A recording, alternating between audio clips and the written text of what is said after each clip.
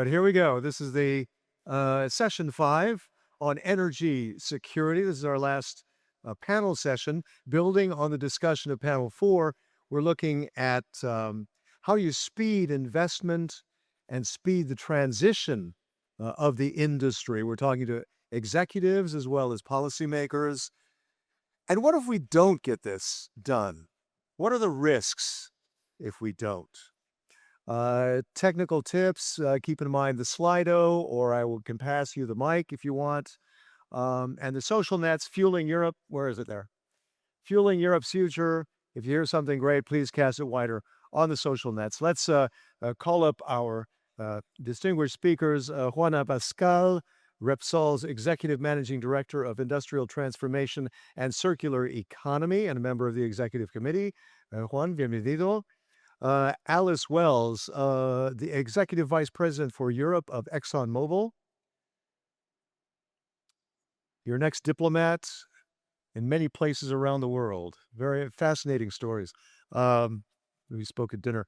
Radan Kanev, member of the European Parliament, EPP Bulgaria, member of the Envy Committee, sub to the ITRE Committee, investment, it's energy and industry and energy committee. And Yanis Vailas, a Greek ambassador to the European Union, ex-deputy head of the delegation of the EU to the UN, also former OSCE. You were in Washington and Tehran, diplomat. So two diplomats. Very interesting.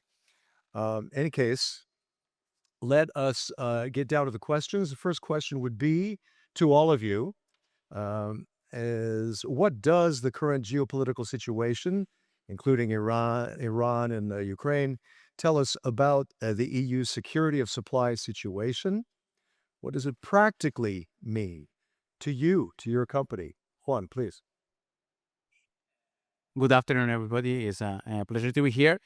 I think that recent events, the war in Ukraine and the turmoil in the Middle East, what tell us is a fundamental truth is that security supply has a value. And unfortunately, probably in Europe until 2022, we didn't assign this value to security of supply. We take it for granted. And this has some implications that when you don't assign a value to something, you don't create the incentives to procure that value, or even worse, you even create incentives on the negative side and discourage investments that support the access to security of supply. As an example, I mean, I think that in Europe we have discouraged some decisions oriented to improve the access to oil and gas. In Spain, the country where I come from, we banned some years ago fracking, but we have not a problem importing U.S. gas and U.S. oil coming from fracking. So this is the way you're just exporting the issue elsewhere. That's all. Yeah, but at the end, is that security supply is not only about access to raw energy, to oil. Oil doesn't move ambulance, doesn't move airplanes. And this is where the refining business, the refining sector comes central. I mean, energy security becomes real in the refining sector. And unfortunately, again, during the last 2 decades, we have closed in Europe 1 out of 4 refineries. Since 2009, our refining capacity has decreased by 20%.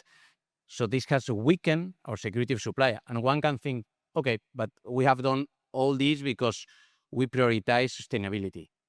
But closing refineries doesn't reduce the demand for fuels. On the contrary, in Europe, it has been stable, and in some products, it has increased, no?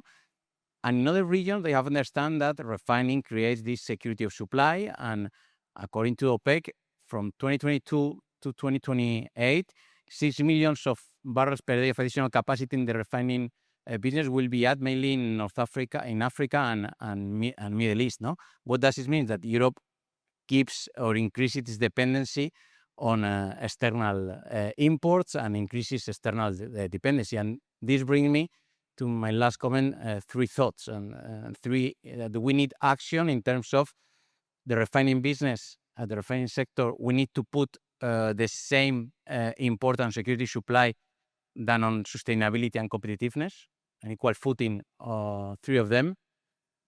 That resilience is not only about diversifying the supplies, it's also about reinforcing strategic sectors, and being refining one of them.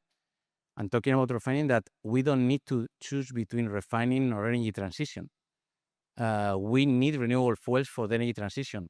And the only way to scale up those renewable fuels is refining. So the question is not about refining or energy transition. The question is we want, as Europeans, to manage this energy transition for a position of industrial strength or a position of increasing external weakness. Right. And this situation existed even before these geopolitical changes. Alice, if you can give more comment from Exxon about the impact of the geopolitical situation on Europe right now. Sure. I think, I mean, it's very clear that energy security is national security. And anytime you have a geopolitical crisis like Hormuz or like the invasion of Ukraine, it becomes very evident that European homes and businesses are, warmed and fueled by massive amounts of natural gas. And frankly, that's going to be true in 2050 as much as it's true today. And if you look at existing sort of net zero scenarios, Europe in 2050 is going to be importing about 166 BCM of gas and about 5.1 million barrels a day of oil.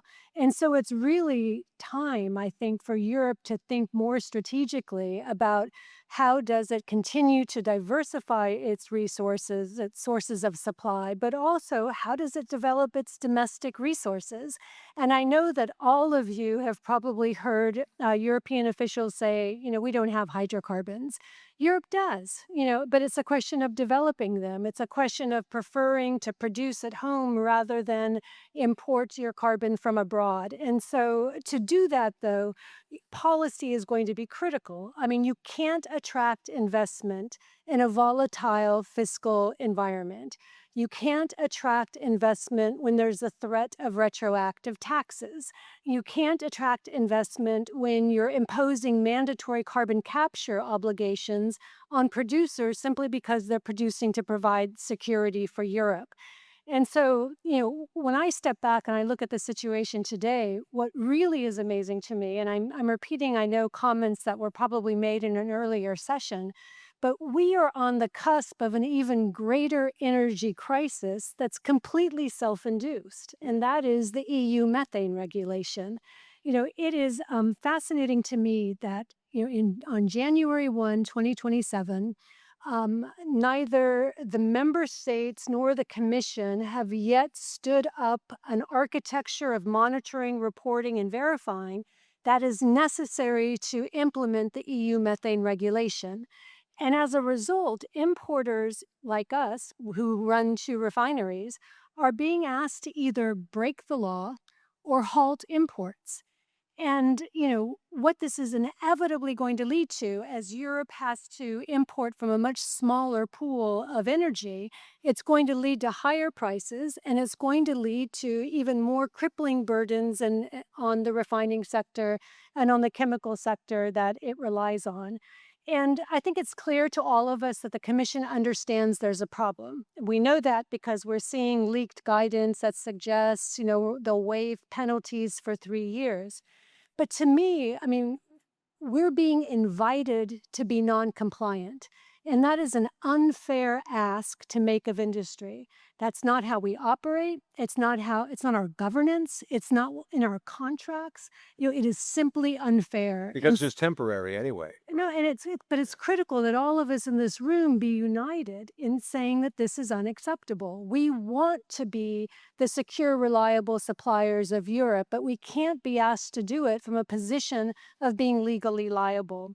And so, the 3 points I would really drill down on with my colleagues who are joining us today is that, one, this is not a Hormuz crisis, it's a regulation crisis.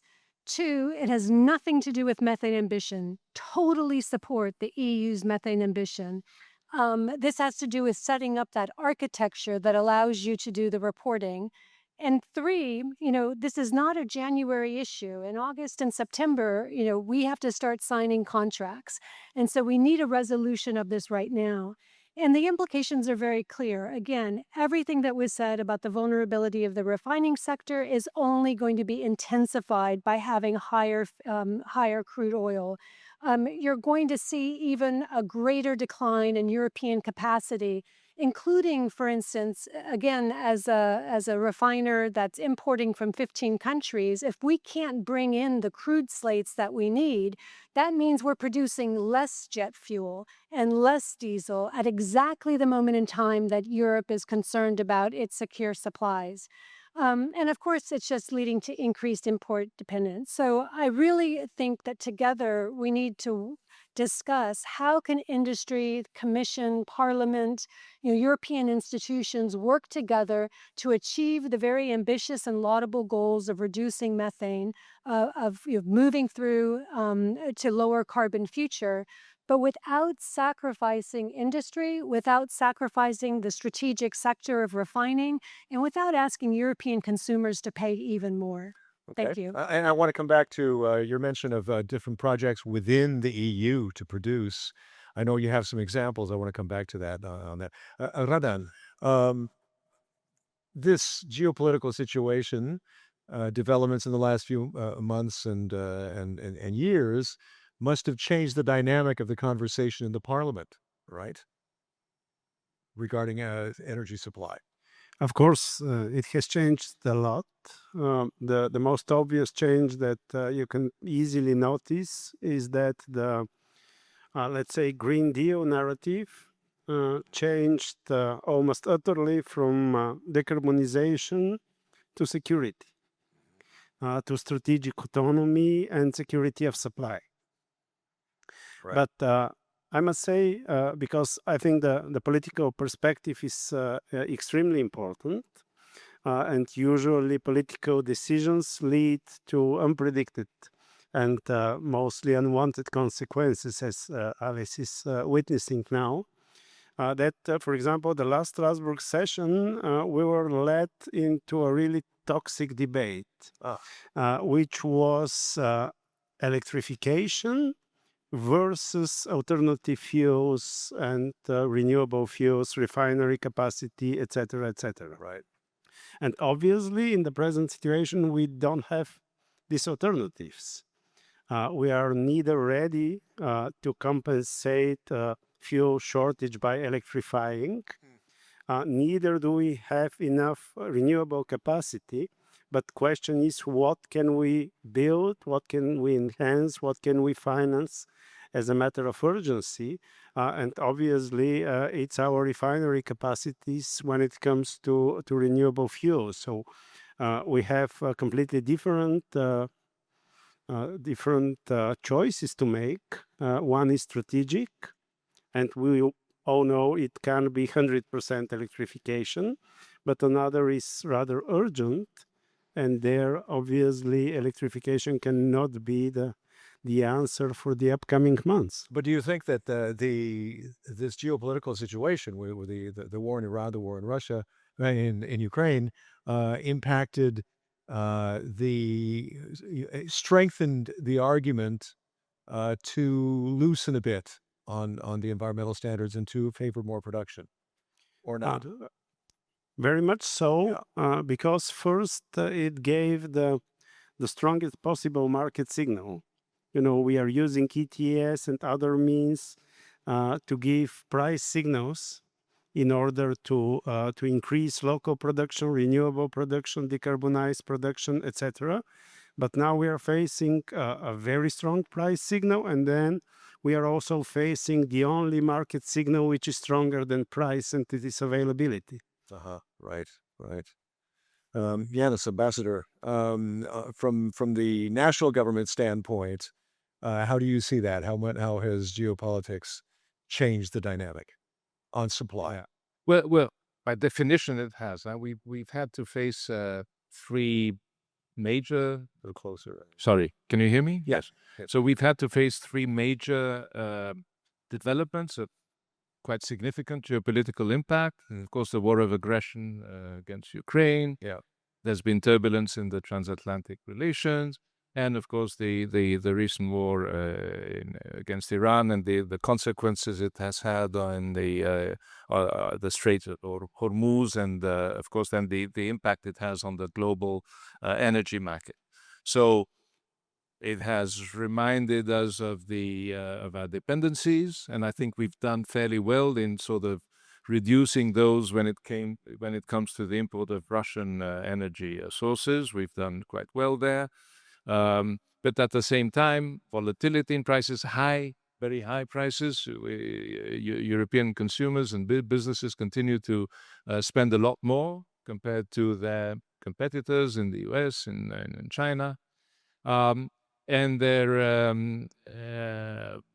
my numbers say that when it comes to the refining industry, 20% of its capacity has been lost. So I guess it's more or less what Juan said earlier. 1 out of 4 has gone out of business.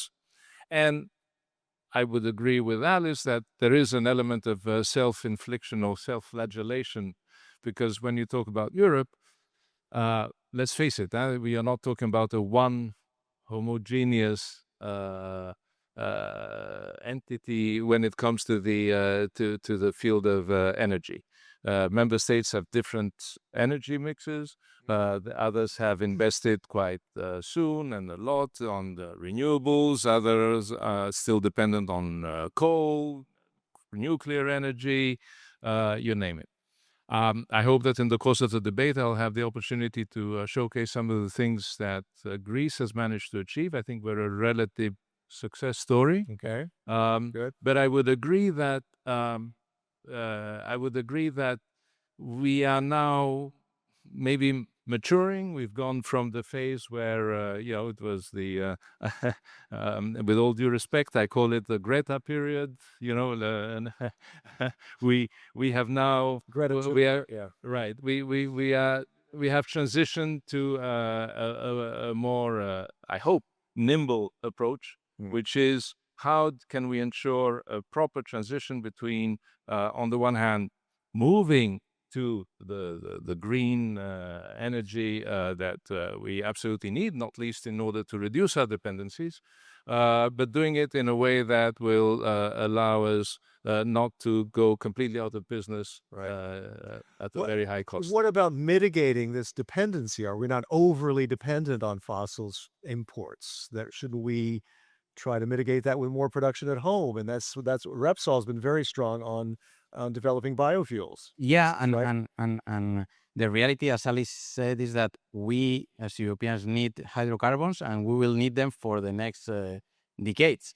So the question is whether we would like to be much more independent on that, or we want to keep going on the dependency and putting at risk the security of supply. And the emissions methane regulation is a clear example of self-inflicted damage to the security of supply, to the competitiveness of the refining business, because at the end, it's not only that we are going to compete for a small portion of crudes that are the ones that will be fulfilling or meeting the regulation, is that for the rest of the world, they will access the crudes that are not meeting those standards, and will be importing the products that they are going to produce. So this is at the end similar thing that happens with other regulations in Europe, that we create a cost to the European producers that is not imposed to the other producers. So we don't have a level playing field that was discussed in the previous panel. But if we go to how we can increase the security of supply, we need to bear in mind that probably security of supply is not only about oil, or mainly it's not about oil, it's about refined products. Refined products is what moves transport, is part of all the essential activities that we have in our lives: healthcare, agriculture, etc., manufacturing. So increasing security of supply is increasing or supporting the refining business. And this is the key dependency that we need to solve. So we need to support the refining business. Access to crudes, at the end of the day, will depend if we don't create burdensome regulations, will depend on the cost to access to those crudes, and we as Europeans are in a good position in terms of logistical cost to new areas that are producing in America, in Africa, etc., is also the ability to extract the maximum value of the barrel of oil. And that depends on the quality of a refining business. And we have a very good quality of refining business, a huge conversion capacity, so we can extract the maximum value. And that means that you can pay more for the crude than others. So Right. that's the key point. Secondly, it's also that refining business is essential not only for transport needs, it's essential for a strategic sector like defense. I mean, we need liquid fuels to move not only our regular life, but our defense sector. I mean, we cannot talk about a strategic autonomy without supporting the refining business, because at the end of the day, fuel liquids are essential because they are easy deployable, they are accessible, and they have a high energy content. And the third point is security of supply around the refining business, is that refining is a platform for renewable fuels. And we need renewable fuels for sustainability, but also for security supply. And we are doing good in Europe. I mean, 66% of the high value-added patents related to advanced biofuels or new energy molecules are in Europe. Our refineries are becoming more and more multi-energy hubs where we can produce out of waste, the biomass, capture CO2, etc. So if we want to increase the security of supply, we should do many things, but one obvious thing is to support and to strengthen our refining industry. Do you have, I mean, as far as sourcing your fuel, what target do you have at Repsol to, what kind of mix do you see between crude and biofuels? Well, Do you have a target? yeah, well, we in terms of biofuels, the reality is that the target is driven by regulation. I mean, we need to have around 10-11% of energy content coming from biofuels. But this is more or less what we need to provide to the market. Right. We are right now, we have two 100% bios plants that are able to produce around 500,000 tons. We have another 600,000 tons of co-processing capacity. So above 1 million and close to 1.5 million tons of biofuels production capacity out of around 40 million tons of fossil fuels capacity. Okay, but I mean, it's percent of the, you said 15%, right? I think you said. Yeah, that's the. Is that required, or do you have a target? No, that's required because. Do you want to go past that? I think we discussed in the past, we need to bear in mind that the energy transition, all this has a cost, and there is not a market if there is not support or mandatory regulatory mandates. People is not willing to pay 30%, 40% more just for the sake of sustainability. That's the reality. Yeah. So most of the drivers comes from the regulation. Right. Yanis, I think you had some projects in Greece you want to talk about. Is that germane to that discussion? Yeah. So again, the challenge is, how do you combine all the sometimes conflicting goals that we've already heard? How do you ensure the transition while at the same time not closing businesses, stranding assets? Sure. How do you decrease your dependency but make sure that you have the availability of conventional energy supply, that it doesn't shrink too fast, so that So the way we see it for refineries, the balance and the progressive replacement of mostly imported crude oil by domestic sustainable biomass, recycled CO2 is really a great opportunity. We in Greece, we feel we play a key role in as a regional refining hub. We have 4 very modern refineries. We produce annually jet fuel to the tune of around 2.5 million tons. Our capacity exceeds domestic demand, and so we support exports across the Mediterranean, Southern Europe, the Western Balkans. We think we're there, but as I said, it's not easy within a Europe which is quite fragmented in this area. Mm-hmm. Alice, you have, I noticed you have some projects in Greece, Cyprus, Germany. Want to talk about that? Yeah, just going back to the point that Europe does have a domestic production potential, and whether it's the offshore exploration that we're doing right now with Greece and with Cyprus, which is very exciting, or if it's the prior Neptune gas project that we helped develop in Romania, whether it's our ongoing presence in Germany or in the Netherlands, the potential in the North Sea, and if you could think of broader Europe, of course, UK and Norway. But again, to be able to, because Europe's only becoming more import dependent. I mean, that's the reality today, is that Europe is becoming more import dependent. And so the reality of attracting investors, of attracting increased production, to making domestic production one of many, all on the table approach to energy diversity, you have to have regulations that don't push investors away. And so just to give another example would be the Net Zero Industry Act, which again has a very laudable goal of having carbon capture storage as a strategic sector. We agree that it is, but goes about it by assigning an obligation to producers based on their prior presence in the European market, giving them a time frame that's impossible to do, and then threatening hefty fines. And so if you're thinking about new production in Europe, do you want to risk being assigned a future mandate about which you have no insight, and which could be hundreds of millions or even billions of dollars? And so this is the very real intersection of policy and energy security.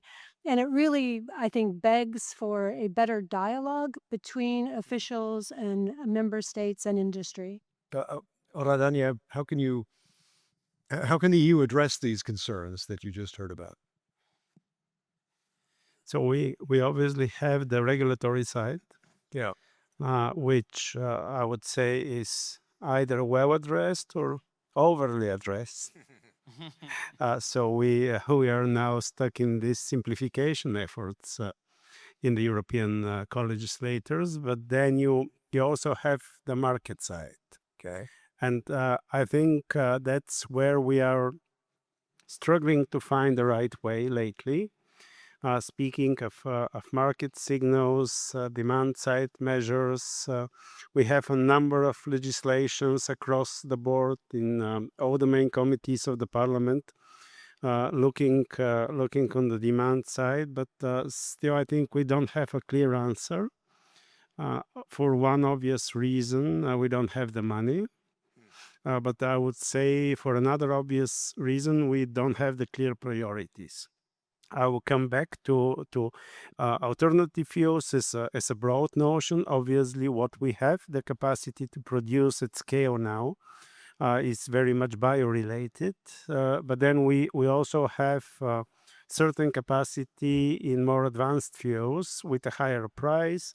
And we need to scale up fast in order to make the price at least bearable. Yeah. So how do you speed that up? What do you And propose? something Yeah. we don't discuss, maybe because it's not usually discussed publicly, is obviously the defense and security sector as a main source of demand. Because first, if I have to quote a colleague, let's not name them, if we compare the price of an F-35 fighter, for example, with the price of kerosene, we obviously don't care how expensive the kerosene inside is. It's completely uncomparable. Then usually defense doesn't have a price, and we've seen that in many crisis situations. It's not a coincidence that wars lead to inflation. It's because you print money.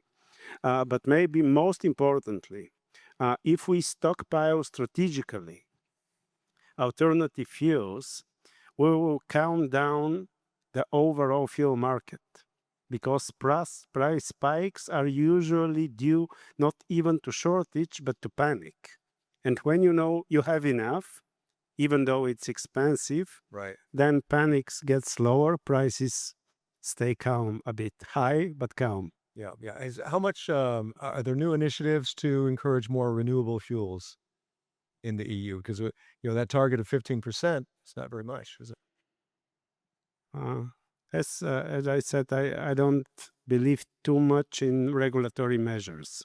So we can increase the target by a percentage or so, but we have played with targets for too many years, and I think everyone from real business around will say that the very word target makes European businesses quite anxious. Does the fact that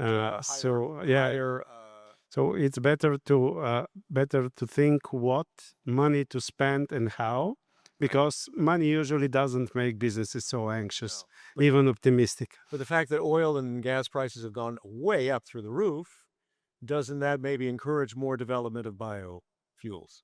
No? It's more than obvious. As I said, Market. it's the strongest possible price signal. Yeah. Right. Yes. Yeah. Yes. Yeah. I just wanted to chip in because we've been talking about the business side, the consumer side, the effect on prices, etc. But Right. what Radan said on the defense and security field is also very important, and we Greece in the council have been advocating, for a bit of a, let's say a crash test. How does the current situation impact on energy security, and what would it mean in the light of the many challenges that we are confronted with these days? Okay.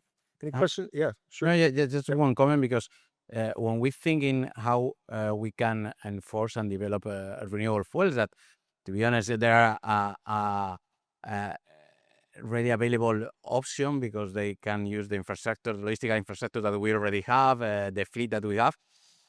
It's true. I agree that we don't need to support or be supported a lot by the regulation, but also it's true that it would be good not to have the regulation against the renewable fuels. And let me give you a couple of examples.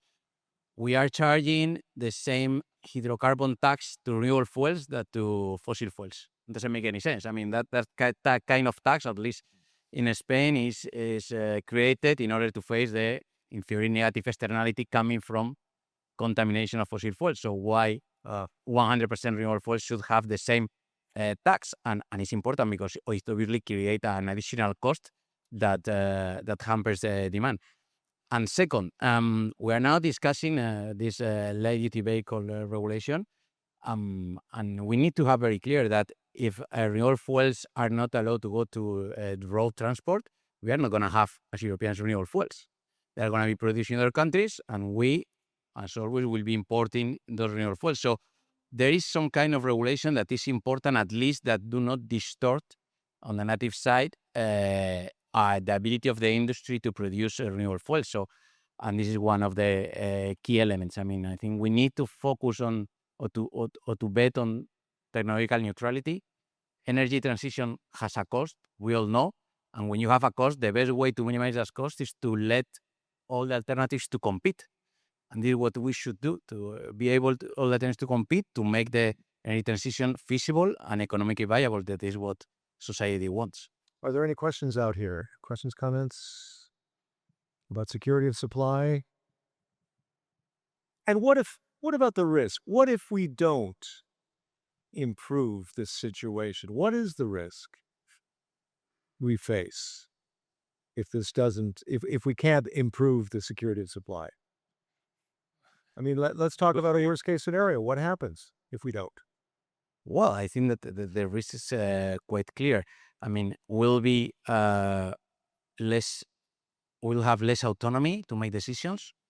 At the end of the day, energy is somehow kind of power. If we don't have energy, we won't have power. We'll be dependent on others, so we'll need to follow others' way in order to access to that energy.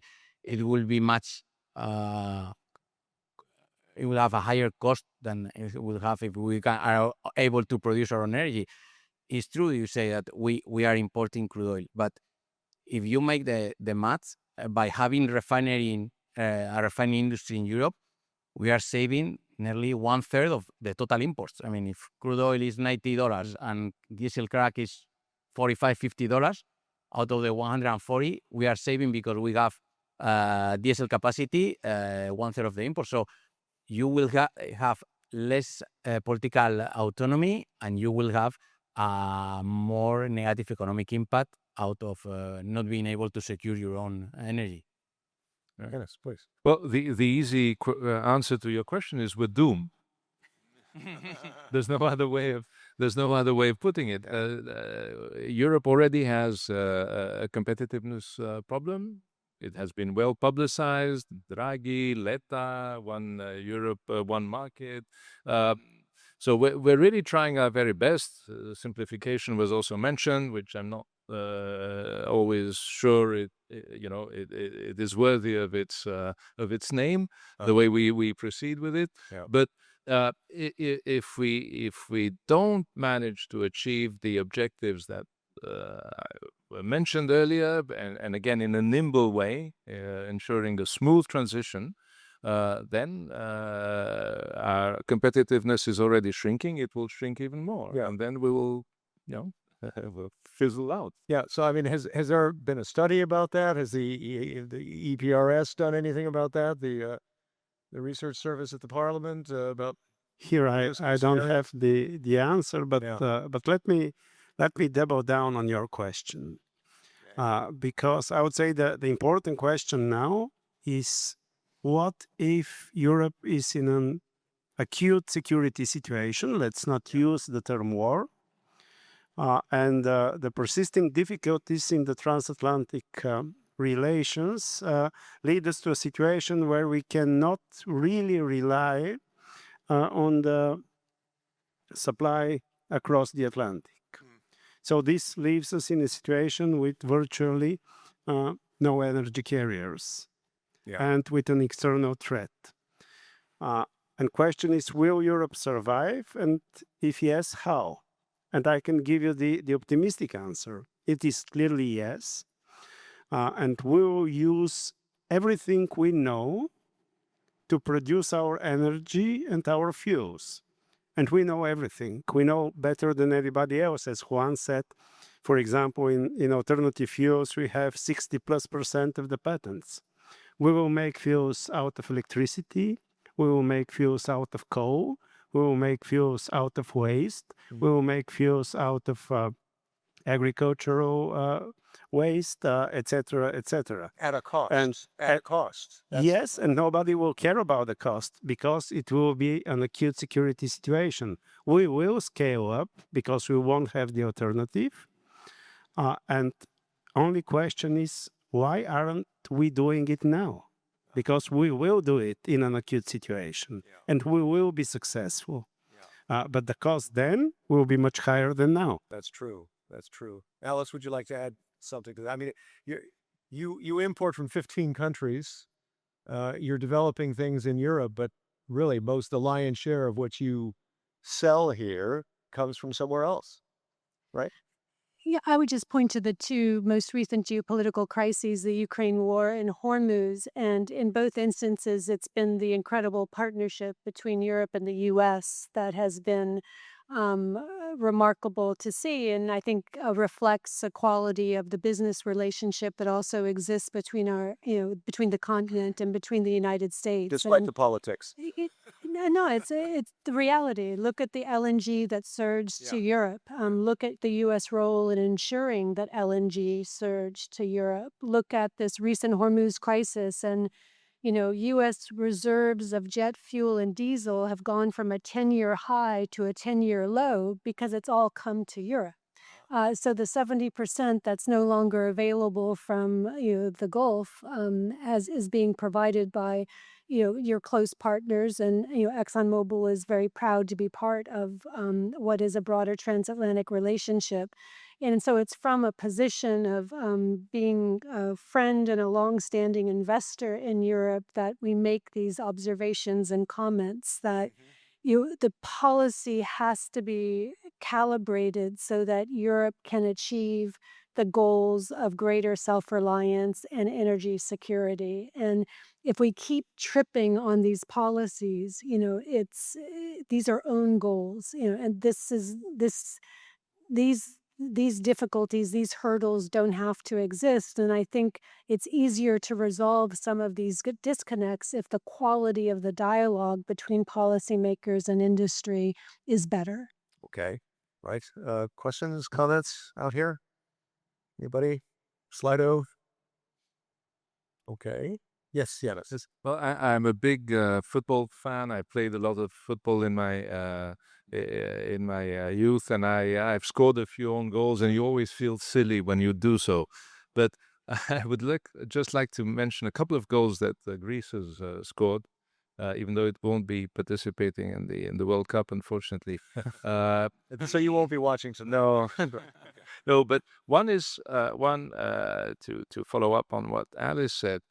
Good cooperation with the U.S. And we proved that this can be done. Well, you mentioned it. We are working together on energy-related opportunities in around Crete, the Ionian Islands, south of the Peloponnese. On LNG, the port of Alexandroupolis, making sure that LNG can be exported to the Western Balkans, also to Bulgaria, Romania, Ukraine, Moldova. So this is, it can be done when there's a willingness to cooperate on both sides. And then I also wanted to mention another area where Europe has a massive geopolitical and geoeconomic advantage, not least thanks to Greece, and that's of course shipping. And we own 25% of the world's fleet. I think 80% of tankers that can carry LNG.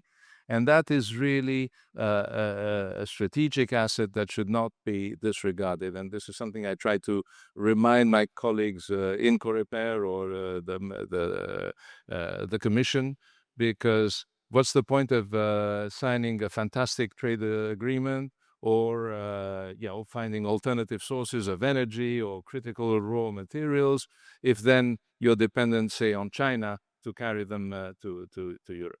What about fueling those ships? What about that's that's another issue, isn't it? I mean, how much can you shift to biofuels instead of diesel, right?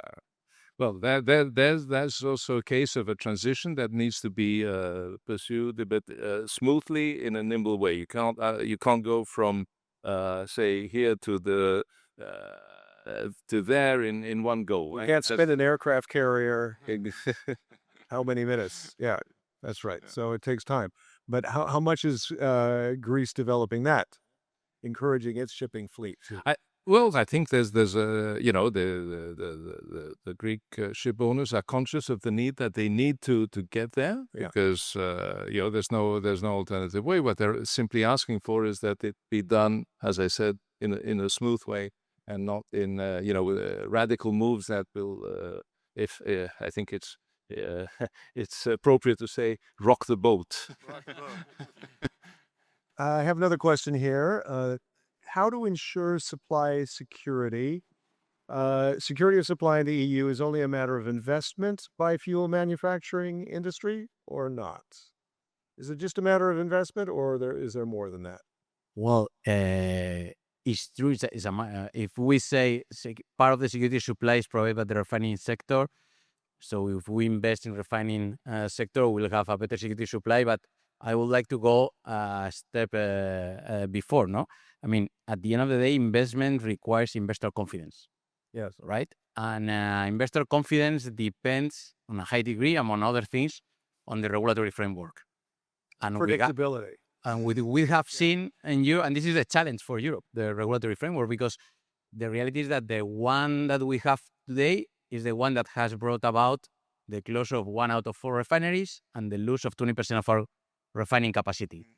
So there is a dense and a vast regulatory framework that impose higher cost to European or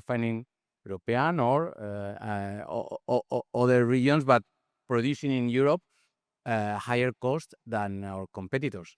So, and let me give some examples that probably are not the most politically correct, but EU ETS imports the refining business the highest carbon cost globally in the world. It's true that it has helped the refining business to go to a more energy efficiency processes and units. But today, to be honest, the ETS is not promoting any or not a huge amount of additional investment. We have already done most of the energy efficiency investments. Today is just a cost. because the other investment that we need to make in order to keep going on sustainability requires CO2 costs that are not affordable today. Yeah. So this is but look at the crazy thing that we are doing. We import the ETS to the refining business, but then the refining business is not available to access the support programs for energy efficiency. Why? Well, because it's in the regulation. The refining business cannot access the financing programs that support energy efficiency.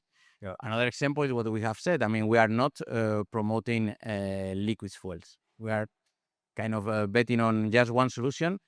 And if we don't support liquid fuel, it's much more difficult to have energy supply. So we need to react. We need to change things in the regulatory framework. I'm going to just point to concrete items. One we have discussed a lot is the methane emission regulation. I mean, to be honest, it's incredible that we are at June 10, I think, today. The regulation is coming January 1st, and we're still in the same point. I mean, it's unbelievable. I mean, 90% of crude supply in Europe will no longer be available if this regulation comes online on January 1st. And that will be, I mean, I'm not sure if we are all aware of what that should be, because as Alice was saying, they cannot ask the industry just to not meet the regulation and face even very low sanctions. That's not the case. I mean, we have not only economic responsibility to meet the regulation, but also a penal responsibility to meet the regulation. So it's not a solution. And the other topic of the regulation that needs to be adapted in order to trigger those investments is we need to adapt the CO2 standard certificates for vehicles in order to recognize the role of renewable fuels. Right. This can be done by setting a new CO carbon standard for vehicles that just use renewable fuels. Because at the end of the day, if we don't allow renewable fuels to go to road transport, we will not have renewable fuels in Europe, and that implies we'll not have security supply, we'll not have fuels that provide sustainability. So again, we need investment, but first we need a regulatory framework that promotes that investment. I guess Alice, you would agree with that probably, right? I know that you one of your points was that about complex regulations that invite litigation. Yeah. Right. No, I would violently agree with with what was said. I mean, investor confidence is key. And so we've already spoken about the methane regulation. I've spoken about the Net Zero Industry Act. There's also the windfall profit tax. You have to have confidence that, that when you suffer through those down periods, that you're able to take advantage of the up periods. But that's politically sensitive, as we saw in Well, France, for obviously. instance, right? They were No, putting obviously pressure. it's politically sensitive, but it's just a fact of life that for a refinery where your margins outside of an extraordinary period of time are $1 or $2, where chemical plants are not making money and going out of business and have been in a prolonged trough. Yeah. That to then take away the bounce that you can get in these windows of greater profitability also affects an investor's confidence in the stability of the investment climate. And so all of these factors intersect. And I would add on that just, the technology prescriptive approach to much of the regulation such that, we don't see, low emissions fuels promoted by RED. Instead, we see, a hodgepodge of percentages that vary between member state that create, 27 energy islands. That's hard for an investor to pitch to. That's one of your points of tech neutrality with Red 3, right? Yeah. We have support over here from Humboldt. Yeah, exactly. Standing ovation. That's right. Yanis, did you wanted to add something there? Or No. No, you're good? Okay. I think we're good to do a round, a lightning round. Your final thought, final word, and yeah, unless there are any other. Yes. Question. Let's get you a mic. Let's get a mic for Alain. Yeah. Yeah, you hear a lot about the meeting. No. Here. Voilà. Français. Give him one back. Thank you. A question for you, Mr. Ambassador. We talked a lot about methane. We heard it in many sessions. About, sorry? The methane regulation. Yes. What is the, I would say, the spirit inside the council around that issue? Is it something it's discussed or it's just left to the commission to manage? Well, um, I don't want to try to escape of giving an answer. To be very honest with you, this particular topic is discussed not in Coreper 2, where the permanent representatives like me work, but in Coreper 1, where the deputy permanent representatives want. So I wouldn't be in a position to give you a detailed and precise answer. And I hate to just mention platitudes.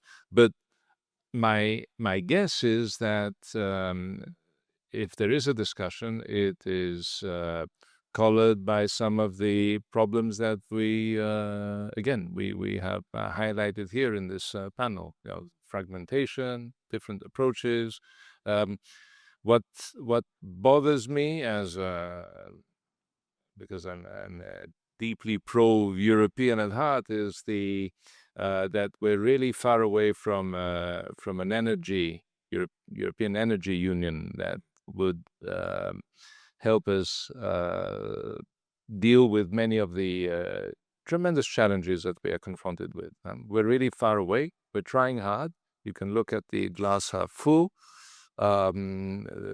Things have happened, but those who know what they're talking about, as opposed to me, will still, I think, lament the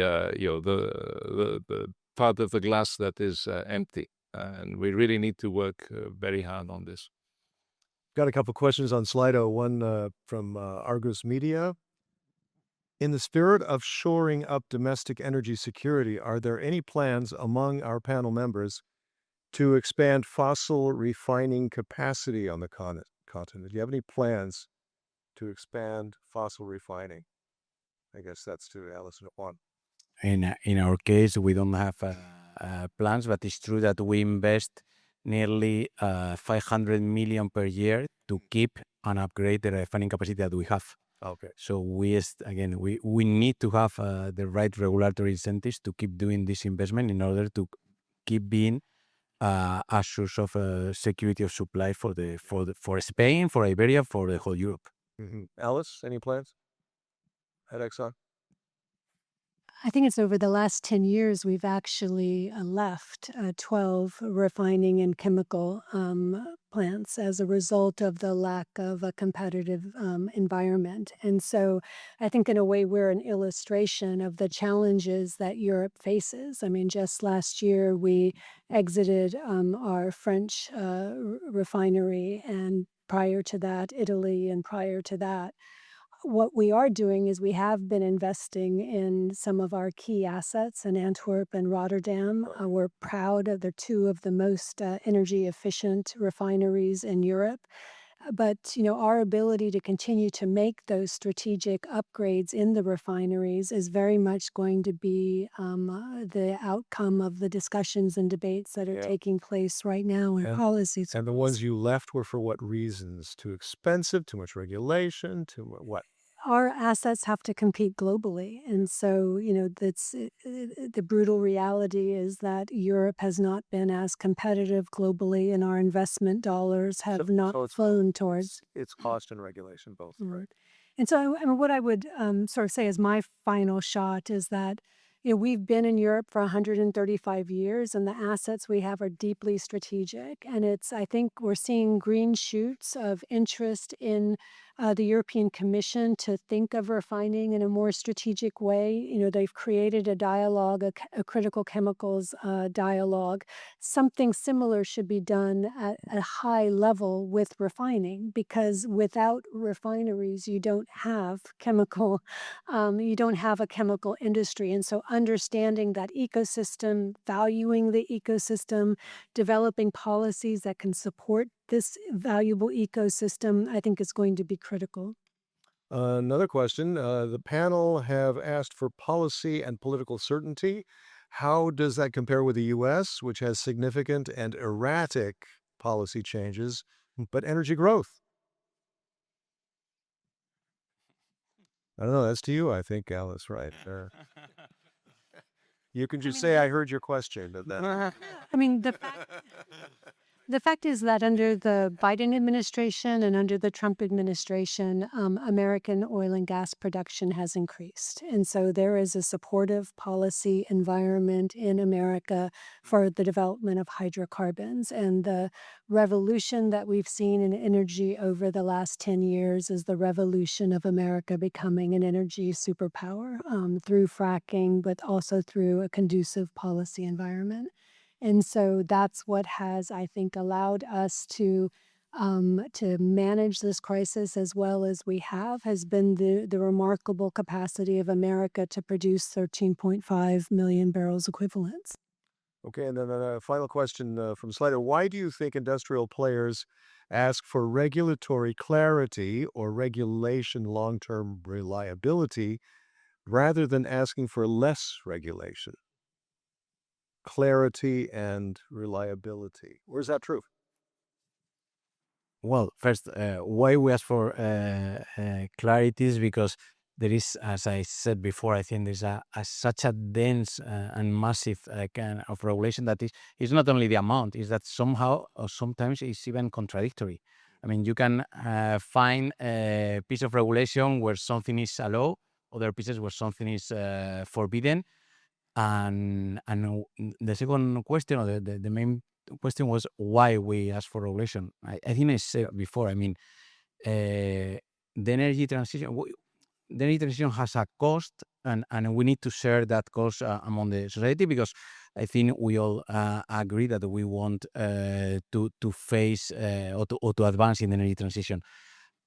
And regulation creates somehow the business case for some of the topics that today, or some of the assets that today don't have a business case, but will have it in 15, 20 years. And this has been the case for many industries. And we have discussed in the previous panel how other regions and countries are supporting innovative technologies that will play a role in 15, 20 years, but we need to develop them.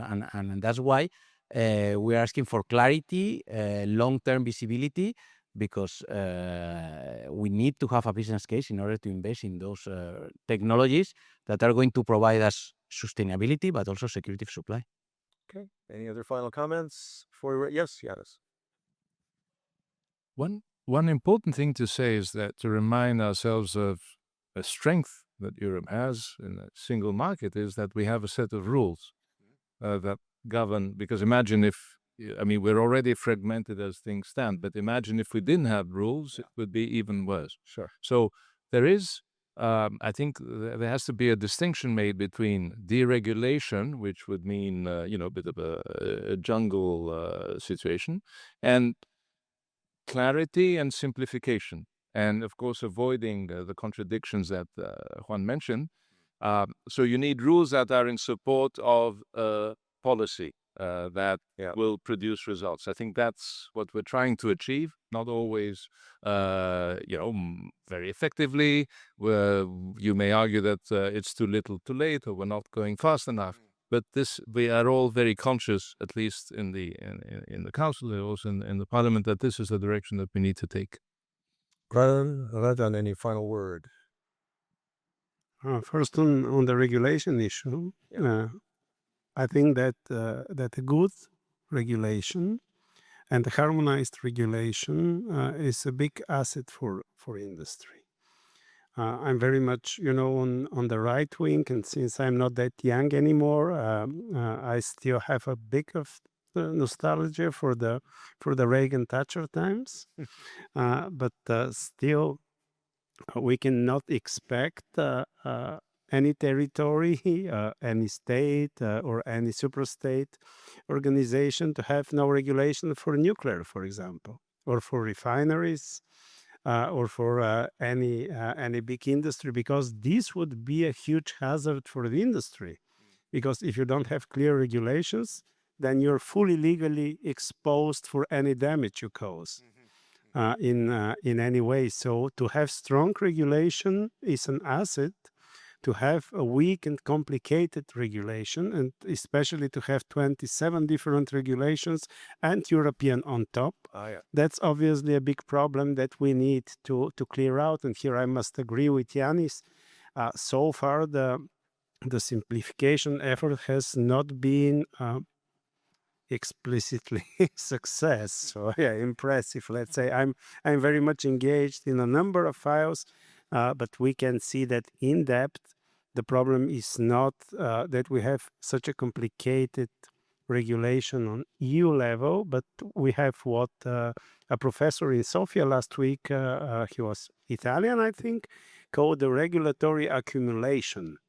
And that's something that we cannot settle only on Brussels level. We need the cooperation of member states, even regions and municipalities.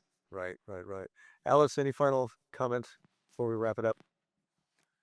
Well, I think we can agree that we're a heavily regulated industry, and we would just like to see that regulation be set objectives, let industry innovate and find the most efficient way to meet the goals being set by government. And so, again, it comes back to the need for a better, more open conversation and collaboration between policymakers and industry.